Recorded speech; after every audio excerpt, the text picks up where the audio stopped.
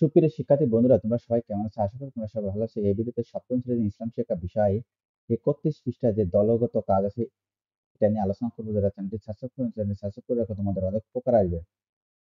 তারাবি নামাজ জামাতে আদায় করলে ভুল কম হয়, এ নিয়ে শিক্ষার্থীরা দলে বিভক্ত হয়ে আলোচনা করবে। এখন দেখো, আমি এর উত্তরে চলে আসছি।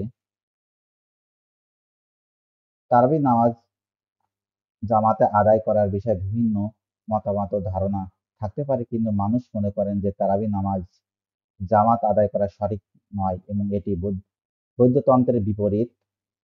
অন্য কিছু মানুষ মনে করেন যে এটি একটি প্রশংসনীয় প্রথা এবং সামাজিক সহযোগিতা সৃষ্টি করে। এই বিভিন্ন মতামতের বিষয়ে আলোচনা করা হলে এই সম্পর্কে আরো স্পষ্টতা প্রাপ্ত হতে পারে।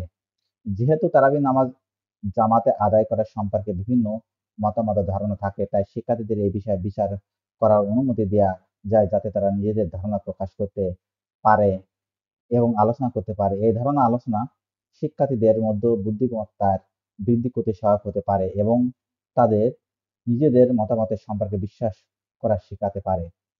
এই বিভিন্ন মতামত ও ধারণা নিয়ে বিচার করা একটি বৈষম্য এবং বিভিন্ন দৃষ্টিভঙ্গি উন্নত করে। তাদের মধ্যে এটি শিক্ষার্থীদের মধ্যে প্রতিদিনের জীবনের বিভিন্ন বিষয় বিচার করার অভ্যন্তরীণ দক্ষতা এবং বুদ্ধিমত্তার বৃদ্ধি করতে সাহায্য করতে পারে। সম্পূর্ণ রাজ্য তারাবি নামাজ জামাতে আদায় করার সম্পর্কে নির্দিষ্ট নীতি এবং নির্দেশনাবলী থাকতে পারে, যা অবাধে অবমাননা এবং বিভিন্ন মতামতের সম্পর্কে শিক্ষার্থীদের বিভিন্ন ধারণা অনুমোদন করতে পারে। আশা করি তোমরা বুঝতে পেরেছো। তাহলে আজ এই পর্যন্ত। Thank you everyone.